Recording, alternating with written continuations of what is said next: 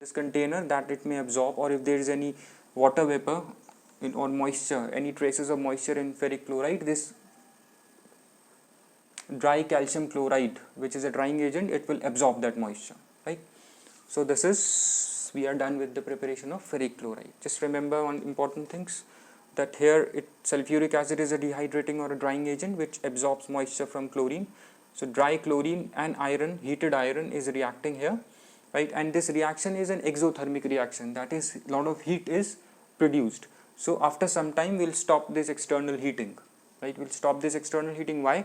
Because this reaction is highly exothermic and a lot of heat is produced from this reaction, right? Then here you get this ferric chloride will volatilize out, will settle here in the form of solid ferric chloride, right? And we have solid ferric chloride is a delinquescent, that is, it will absorb, it has a tendency to absorb moisture from air, right? So to prevent that, we have fused calcium chloride here, because it's a drying agent. If there is any moisture, this will, calcium chloride will absorb all the moisture present, right? So now we will look into the preparation of salts that contain water, of crystallization, right? Salts like copper sulfate 5H2O, or the other that we would be preparing is zinc sulfate dot 7H2O, right, and iron sulfate dot 7H2O. Right. This is copper sulfate pentahydrate. You see, there's one common thing in all these salts contain water molecules, right, associated with them. So here 5 molecules of water are associated with copper sulfate. Here 7, here 7, right? So we call these salts as hydrous salts, right? These all are hydrated salts. Hydrated salts. Why? Because all these salts contain, because all these salts are hydrous, that is, they contain water. That is why they are called as hydrated salts, right? And we'll do this in next lecture. The water that is associated with these salts is known as water of crystallization or water of hydration, right?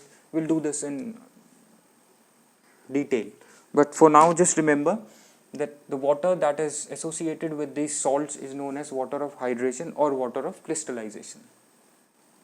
So how we will prepare these salts? Copper sulfate.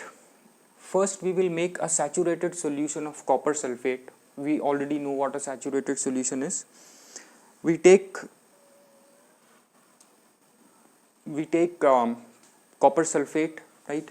We keep adding, we'll add, let's first write an equation, right, wherein copper hydroxide, these are the two reactants, it will form copper sulfate plus water,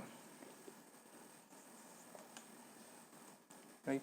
Or the other way is copper oxide will react with sulfuric acid, giving you copper sulfate plus water. So how we will prepare it? First we will form a saturated solution of copper sulfate. How? By adding copper oxide in sulfuric acid, in heated sulfuric acid, right? Once you form a saturated solution, the saturated solution will contain copper sulfate and water. The saturated solution, right? And all these salts are crystalline in nature.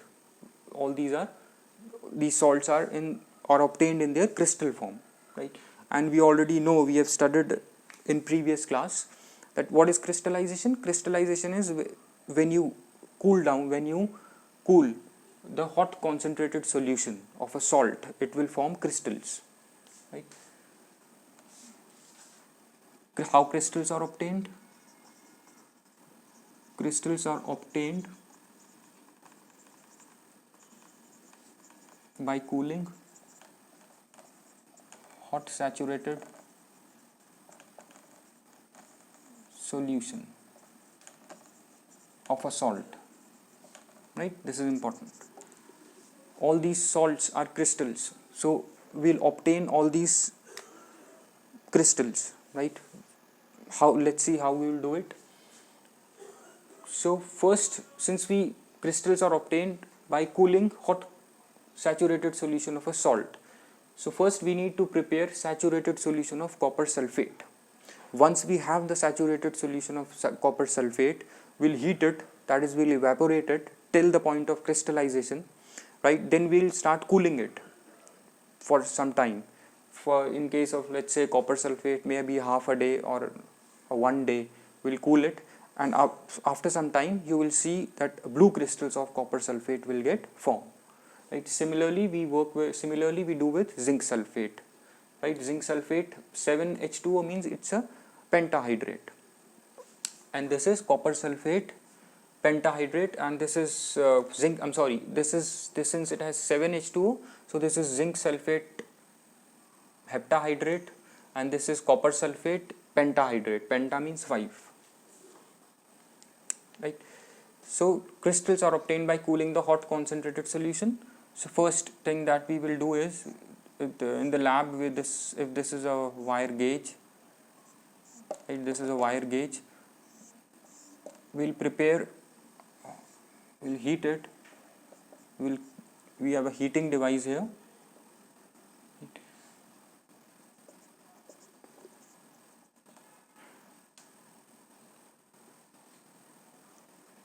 right? Here we have copper hydroxide, we are adding to sulfuric acid, right? And it will form, we will keep adding copper hydroxide till the time copper hydroxide will stop dissolving, right? When copper hydroxide will stop dissolving, that means we have point the saturation point. Saturation point is when you are preparing a saturated solution. How you prepare a saturated solution? You take water, you keep adding salt to it till the time salt is dissolving, right? The solution is still unsaturated. Once that salt will stop dissolving, you will see that some salt will settle down at the bottom, that is, salt has stopped dissolving in it. So you stop there, right? You stop at that stage, that means you already have now saturated solution. So now you filter that salt, because some salt has already settled down at the bottom, right? Now you filter this solution, right? Copper sulfate solution, you will filter it. In the filtrate you have copper sulfate solution, right? So this will form copper sulfate plus water, right? And we know this is a saturated solution, right? So saturated solution, after this you will filter it, right, using a filter paper. This insoluble salt, that there was some insoluble salt that got settled, right, when we were checking the saturation point. So this insoluble salt will settle on the filter paper, and the filtrate will contain copper sulfate, right? Copper sulfate solution, this would be filtrate. After this, what you will do is, we will heat this filtrate, heat evaporate this filtrate, right? Evaporate filtrate till point of crystallization, right? Till point of crystallization you will heat it, you will keep evaporating it, then you can check that solution with a glass rod. Once you see that crystals are started forming, when you cool that glass rod, you will see crystal formation on the glass rod, right? I'll repeat, you take the glass rod, put it in this solution that you are evaporating, copper sulfate solution that you are evaporating, when you cool that glass rod, you will see the crystals of copper sulfate that gets formed on that glass rod. But that means you have reached crystallization point, right? At that point of time, you will stop heating, right, the solution and allow it to cool down. When you cool it, after some time, bright blue crystals of copper sulfate gets formed till the point of crystallization. Heat it, then once it has reached to the point of crystallization, allow it to cool. On cooling, it will form crystals of copper sulfate pentahydrate. This is copper sulfate pentahydrate, blue in color. Right? These crystals are blue in color. And one thing, just remember that the blue color of copper sulfate crystals is due to the water molecules that are associated with copper sulfate. Right? If we heat these crystals of copper sulfate, water will get removed and it will form, or it will change into a powdery form, white powder copper sulfate, right? And if you add water if you add water to the powdered form, powder amorphous copper sulfate salt, it will again form blue crystals of copper sulfate. This proves that the blue color and the crystalline form of copper sulfate is due to the water that is associated with it, right? So this is formation of copper sulfate is very important. Remember the color, remember the name copper sulfate pentahydrate, everything. The second is zinc sulfate. In zinc sulfate also, what you do is you take the similar arrangement, you take sulfuric acid. We know that zinc is in the form of granules, small pieces. Slowly you keep adding the zinc to heated sulfuric acid, right? Then I'll just write down the equation. Zinc will react with sulfuric acid, giving you zinc sulfate plus hydrogen gas is evolved. In this, when you add zinc to sulfuric acid, you are heating it, you will see some effervescence. Effervescence means bubbles will start forming in this reaction, and the bubbles are due to this hydrogen that is getting formed. Effervescence. But remember the word effervescence. Effervescence is when bubbles will start getting formed, and the bubbles were due to this evolved hydrogen, right? And the similar procedure you need to apply here. You will filter it, right, and the filtrate will contain zinc sulfate, right? And zinc sulfate, you'll again you have some sulfuric acid also there, right? When in this reaction, when the effervescence will stop, that means sulfuric acid is now completely consumed, right? At that point of time,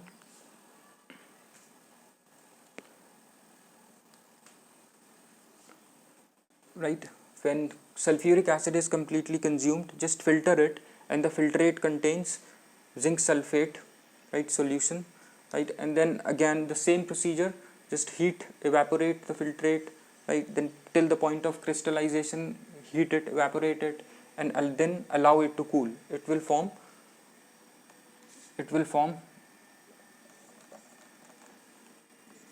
zinc sulfate, then 7H2. We also call it as white vitriol. Remember this, we call it as white vitriol. And to this we also call it as blue vitriol. Blue vitriol. Remember these names. Zinc sulfate is known as white vitriol, right? Copper sulfate is known as, hydrated copper sulfate is known as blue vitriol. Similarly, iron sulfate is known as green vitriol. This iron sulfate we also call it as green vitriol. Remember, and similarly, in the same way, you can prepare this salt. Herein, to prepare this ferrous sulfate, you need iron.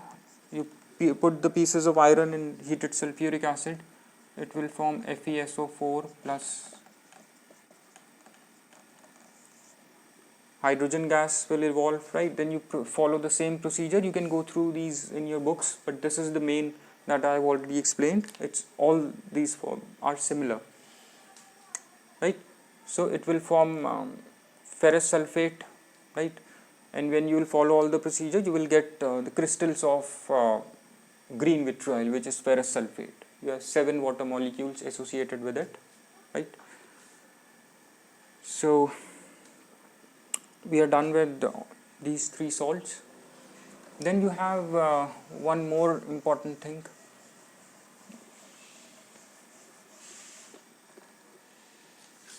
You have lead chloride, preparation of PbCl2, lead chloride.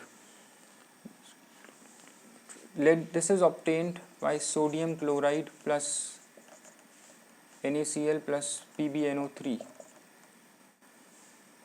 Right, it will form PbCl2, which is a white precipitate, and sodium nitrate. What you do is you mix both these solutions of sodium chloride and lead nitrate. It will form a white precipitate of lead chloride and sodium nitrate. You can filter this, right, and then wash it with water, right, to purify, to clean this.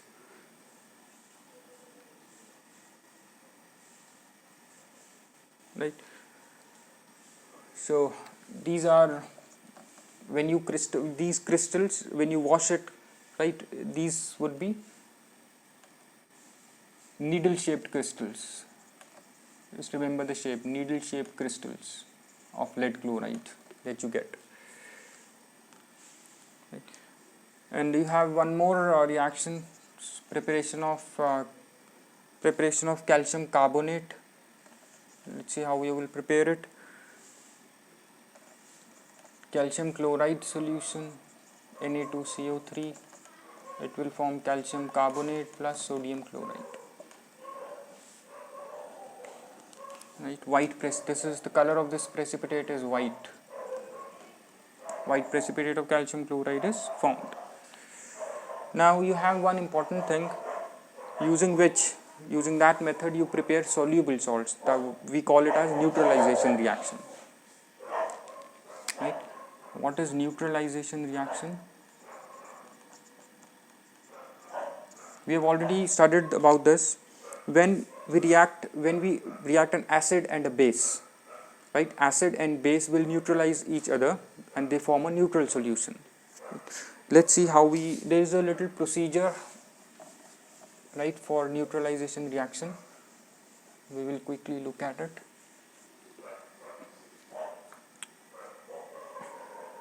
In neutralization reaction, suppose we take sodium hydroxide plus hydrochloric acid, right, or you can take as, I think this as sulfuric acid, right. So we are neutralizing sodium hydroxide solution with sulfuric acid, right. It will form Na2SO4 plus water. Now let's see how we will do this neutralization reaction.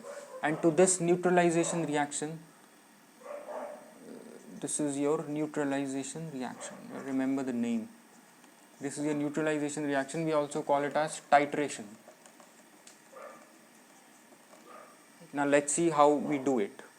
What we do is we take calculated quantity of sodium hydroxide in a conical flask. Right? We'll take calculated quantity of sodium hydroxide. Let's say we take 25 centimeter cube, right? And then to neutralize this sodium hydroxide, we will add sulfuric acid dropwise using a burette, right? You can see this arrangement in your book. I'll try to make the diagram. You pour sulfuric acid dropwise to this 25 centimeter cube of sodium hydroxide, and you have also added phenolphthalein solution to sodium hydroxide, and we know this phenolphthalein solution will turn this base sodium hydroxide to pink, right? So sodium hydroxide solution is pink, and we are adding sulfuric acid to this pink solution of sodium hydroxide, and this is pink due to phenolphthalein solution. So when you add, you add the sulfuric acid to this sodium hydroxide dropwise, right? And when the pink color of sodium hydroxide disappears, then at that point of time you will get to know that sodium hydroxide is completely neutralized, right? I'll repeat, or let's just quickly see this diagram.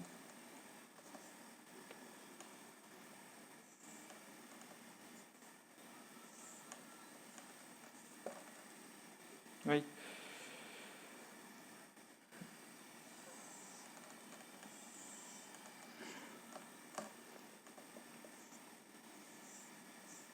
This is a burette, and this is